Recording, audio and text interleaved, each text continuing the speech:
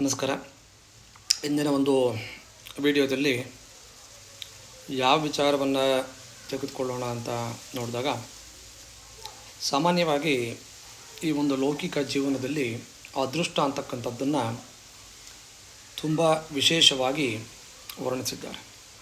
ಕಾರಣ, ಕೆಲವರಿಗೆ ಮದುವೆ ಆದ ನಂತರದಲ್ಲಿ ಅದೃಷ್ಟ ಅಂತಕ್ಕಂಥದ್ದು ಬರುತ್ತೆ, ಕೆಲವರು ಮಕ್ಕಳಾಗಿರ್ತಕ್ಕಂಥ ಒಂದು ಸಮಯದಲ್ಲಿ ಅದೃಷ್ಟ ಅಂತಕ್ಕಂಥದ್ದು ಬರುತ್ತೆ, ಇನ್ನೂ ಕೆಲವರು ಮದುವೆ ಆದ ನಂತರದಲ್ಲಿ ಮಕ್ಕಳಾದಾಗ, ಅಂದರೆ ಅವರಿಗೆ ಮಕ್ಕಳು ಹುಟ್ಟಿದ ಒಂದು ಸಂದರ್ಭದಲ್ಲಿ ಅದೃಷ್ಟ ಅಂತಕ್ಕಂಥದ್ದು ಬರುತ್ತೆ.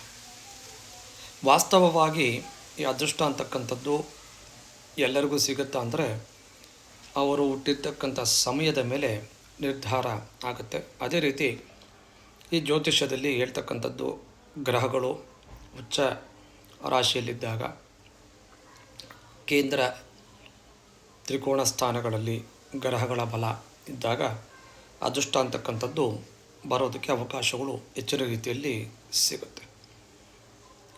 ಈ ಒಂದು ವಿಚಾರಗಳನ್ನು ನಾವು ಸಾಮಾನ್ಯವಾಗಿ ಪ್ರತಿನಿತ್ಯ ಅಕ್ಕಪಕ್ಕದಲ್ಲಿ ನೋಡ್ತಾ ಇರ್ತೇವೆ.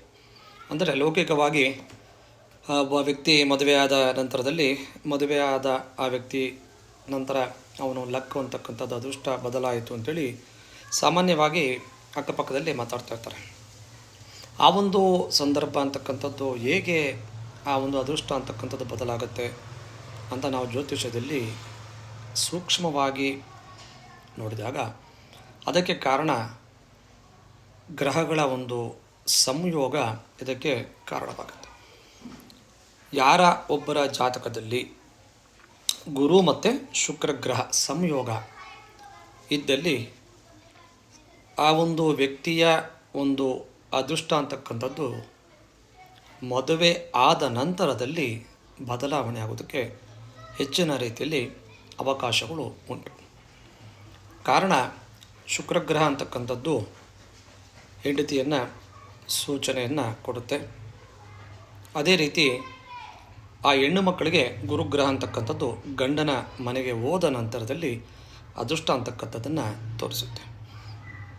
ಇಲ್ಲಿ ಒಬ್ಬ ಪುರುಷನಿಗೆ ಮದುವೆಯ ನಂತರದಲ್ಲಿ ಅದೃಷ್ಟ, ಅದೇ ರೀತಿ ಹೆಣ್ಣು ಮಕ್ಕಳು ಹುಟ್ಟಿರ್ತಕ್ಕಂಥ ಒಂದು ಮನೆಯಲ್ಲಿ ಬಡತನ ಇದ್ದರೂ ಸಹ ಮದುವೆ ಆದ ನಂತರದಲ್ಲಿ, ಅಂದರೆ ಗಂಡನ ಮನೆಗೆ ಹೋದ ಒಂದು ಸಂದರ್ಭ ಅಂತ ಏನು ಹೇಳ್ತೀವಿ, ಆ ಒಂದು ಹೆಣ್ಣು ಮಕ್ಕಳ ಒಂದು ಅದೃಷ್ಟ ಅಂತಕ್ಕಂಥದ್ದು ಬದಲಾವಣೆ ಆಗೋದಕ್ಕೆ ಅವಕಾಶಗಳು ಉಂಟು. ಸಾಮಾನ್ಯವಾಗಿ ಈ ರೀತಿಯ ಒಂದು ಸಂದರ್ಭಗಳನ್ನು ಅಕ್ಕಪಕ್ಕದಲ್ಲಿ ನಾವು ನೋಡ್ತಾ ಇರ್ತೇವೆ.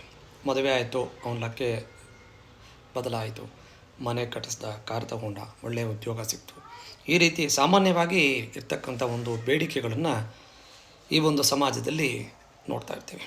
ಇದಕ್ಕೆ ಕಾರಣ, ಒಂದು ಪುರುಷನ ಜಾತಕದಲ್ಲಿ ಗುರು ಮತ್ತು ಶುಕ್ರ ಗ್ರಹ ಸಂಯೋಗ ಆಗಿದ್ದಲ್ಲಿ, ನಿಮ್ಮ ಜಾತಕವನ್ನು ನೀವೇ ಪರಿಶೀಲನೆಯನ್ನು ಮಾಡಿಕೊಳ್ಳಿ.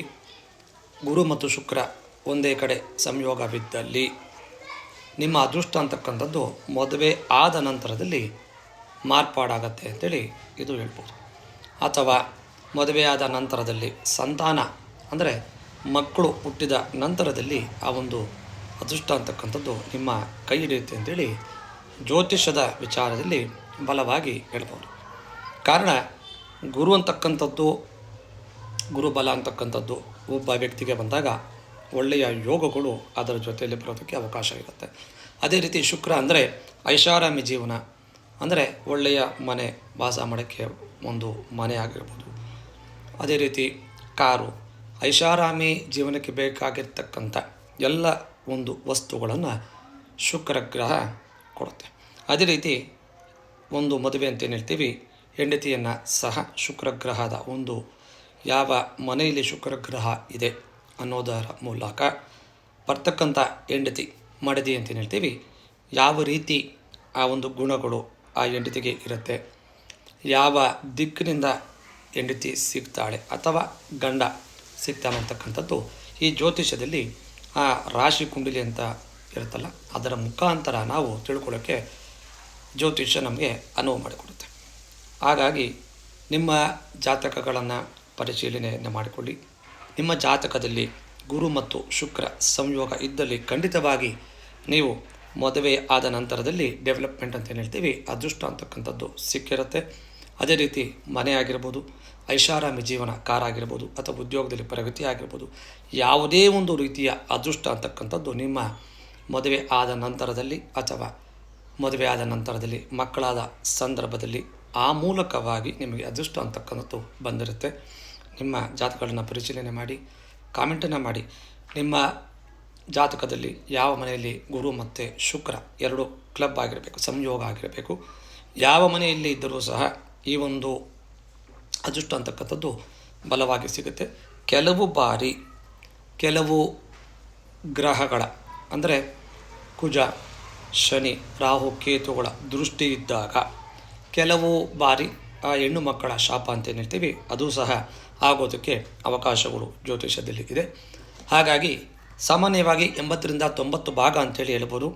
ಗುರು ಮತ್ತು ಶುಕ್ರ ಸಂಯೋಗ ನಿಮ್ಮ ಜಾತಕದಲ್ಲಿ ಇದ್ದಲ್ಲಿ ಖಂಡಿತವಾಗಿ 100% ನಿಮ್ಮ ಅದೃಷ್ಟ ಅಂತಕ್ಕಂಥದ್ದು ಮದುವೆ ಆದ ನಂತರದಲ್ಲಿ ಬದಲಾವಣೆ ಆಗುತ್ತೆ ಅಂತೇಳಿ ಹೇಳ್ಬೋದು. ನಿಮ್ಮ ಜಾತಕಗಳನ್ನು ಪರಿಶೀಲನೆ ಮಾಡಿ ಗುರು ಮತ್ತು ಶುಕ್ರ ಸಂಯೋಗ ಇದೆಯಾ, ಮದುವೆಯ ಆದ ನಂತರದಲ್ಲಿ ಅದೃಷ್ಟ ಅಂತಕ್ಕಂಥದ್ದು ಬಂದಿದೆಯಾ ಅಂತಕ್ಕಂಥದ್ದನ್ನು ಕಾಮೆಂಟನ್ನು ಮಾಡಿ. ಹೆಚ್ಚಿನ ಈ ಒಂದು ವಿಡಿಯೋನ ಶೇರನ್ನು ಮಾಡಿ, ಲೈಕನ್ನು ಮಾಡಿ ಮತ್ತು ಸಬ್ಸ್ಕ್ರೈಬ್ ಮಾಡಿ. ಜ್ಯೋತಿಷಕ್ಕೆ ಸಂಬಂಧಪಟ್ಟ ವಿಚಾರಗಳನ್ನು, ಎಲ್ಲ ಅಭಿವೃದ್ಧಿ ಆಗ್ತಕ್ಕಂಥ ವಿಚಾರಗಳನ್ನು ಈ ನಮ್ಮ ಚಾನೆಲ್ ಮುಖಾಂತರ, ನಮ್ಮ ಈ ಇನ್ಸ್ಟಾಗ್ರಾಮ್ ಪೇಜ್ ಮುಖಾಂತರ ಎಲ್ಲರಿಗೂ ತಿಳಿಯಲಿ ಅಂತ ಉದ್ದೇಶ ಇಟ್ಕೊಂಡಿದ್ದು ಮಾಡ್ತಾಯಿದ್ದೀವಿ. ಒಳ್ಳೆಯದಾಗಲಿ.